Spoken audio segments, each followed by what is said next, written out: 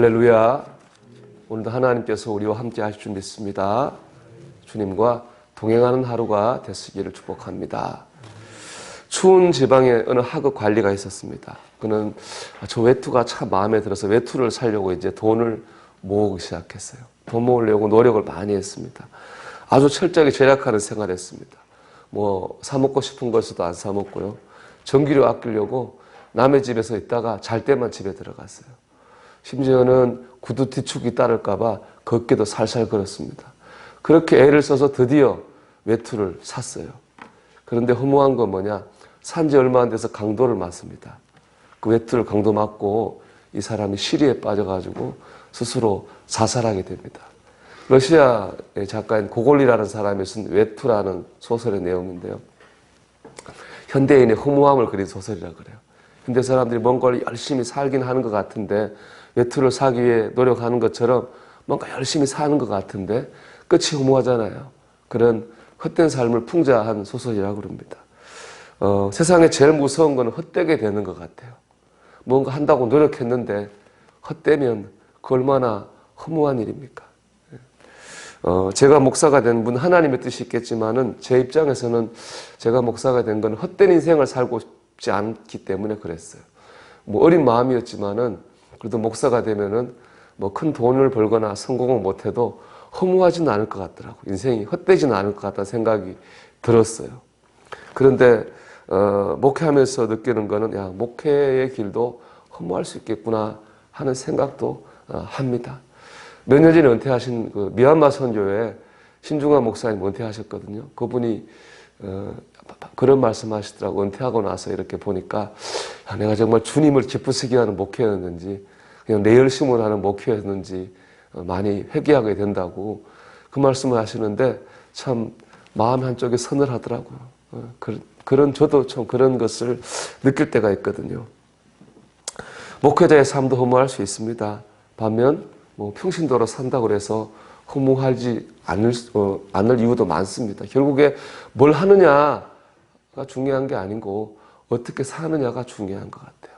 어떻게 사냐에 따라서 헛될 수도 있고 헛되지 않을 수도 있는 거겠죠. 오늘 본문 1절에 보면 바울이 이렇게 말하죠. 형제들아 우리가 너희 가운데 들어간 것이 헛되지 않은 줄을 너희가 친히 아나니. 헛되지 않았다는 거예요. 데살로니가에서 전도한 것이 헛되지 않았다는 거예요. 이 말은 굉장히 의미가 있어요. 왜냐하면은 사도행전 보면 바울이 데살로니가 전도하러 들어갔는데 유대인의 핍박이 너무 심해요. 그래서 3주 정도밖에 전도를 못하고 다른 마을로 쫓겨간다고요.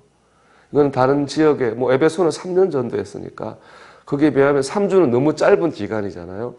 그런데 놀라운 것은 그 3주만 전도했는데도 데살로니가는 그 지역에 소문날 정도로 좋은 교회로 성장했습니다. 정말 헛되지 않은 거죠.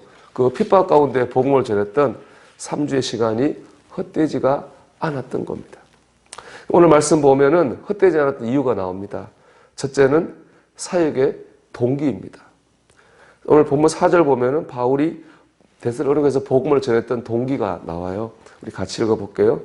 오직 하나님께 옳게 여기심을 입어 복음을 위탁받았으니 우리가 이와 같이 말함은 사람을 기쁘게 하려 함이 아니요 오직 우리 마음을 감찰하시는 하나님을 기쁘시게 하려 함이라. 아멘. 바울이 사역한 이유, 바울이 살아간 이유는 사람을 기쁘게 하는 게 아니에요. 하나님을 기쁘시게 하려고 하는 그 동기, 그 목적에서 사역하고 살았다는 겁니다. 여러분 사람을 보고 살면 허무하지 않을 수가 없습니다. 왜냐? 사람은 너나 할 것이 다 이기적이에요. 다 자기를 먼저 생각이 돼 있습니다. 내가 이렇게 해줬는데 내가 어떻게 해줬는데 이런 거 생각하다 보면 상처를 주고받을 수밖에 없습니다. 하나님을 바라보고 살아야 됩니다. 우리 그리스도인은 하나님을 바라보고 사는 사람입니다. 둘째로 방법입니다. 오늘 본문을 보면은 3주 만에 큰 부흥을 일으켰던 특별한 전도 프로그램이라든지 부흥의 비법 같은 것은 없습니다.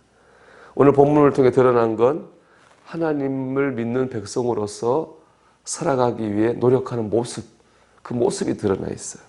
우리 3절을 한번 같이 읽어볼게요.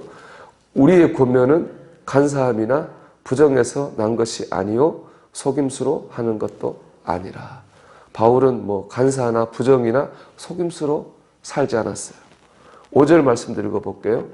너희도 알거니와 우리가 아무 때에도 아첨하는 말이나 탐심의 탈을 쓰지 아니한 것은 하나님이 증언하시느니라. 바울은 사람의 마음 사려고 아첨한 적도 없고 하나님을 내세우며 자기 욕심을 채우려고 탐심을 낸 적도 없습니다. 우리 또 6절 말씀 읽어볼게요. 또한 우리는 너희에게서든지 다른 이에게서든지 사람에게서는 영광을 구하지 아니하였노라. 아멘. 사람 가운데 뭔가 인기를 얻거나 사람 가운데 뭔가 뭐 이루려고 하는 그런 생각을 바울이 한 적도 없습니다. 이걸 종합해 보면은 이렇게 표현할 수 있지 않을까 싶어요. 오직 하나님 앞에서 바르게 살려고 노력하였습니다. 이 데살로니가서에 나온 바울의 고백의 요약이라고 생각해요. 나 하나님 앞에서 바르게 하나님 백성으로 잘 살려고 노력하였습니다. 무언가를 이루려고 하기 전에 내가 먼저 하나님 앞에 하나님의 백성으로 잘 살려고 하는 노력하는 삶, 이런 삶은 허무하지 않습니다. 여러분, 우리가 뭘 이루는 것도 중요하고 되는 것도 중요하겠지만은 우리가 하나님 앞에서 우리가 정말 하나님 백성으로 잘 살려고 몸부림친다면 우리의 삶은 헛되지 않고 허망하지 않게 될 줄로 믿습니다. 하나님은 또 그런 사람을 통해 일하시는 거예요. 그게 바로 데살로니가 교회가 보여주는 거잖아요. 바울이 특별히 프로그램을 한 것도 아니고 특별히 뭐 비법이 있는 것도 아니고 특별히 뭘 한 것도 아니고 그냥 본인 스스로가 나 스스로가 하나님 앞에서 바르게 살려고 하다 보니까 하나님께서 그의 삶을 통해서 데살로니가 교회를 세워 가신 것입니다. 여러분, 우리가 오늘 하루도 하나님 앞에서 하나님 백성으로서 뭐 누구를 볼 것도 없는 것 같아요. 내가 하나님 백성으로서 백성답게 살려고 우리 노력하기를 바랍니다.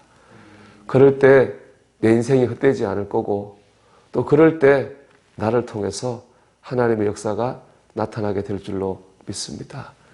이런 헛되지 않은 삶을 살아가는 저와 여러분이 되시기를 주의 이름으로 축원합니다. 기도하겠습니다.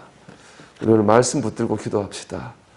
헛되지 않은 열매 있는 삶을 살게 해 주시옵소서. 기도합니다.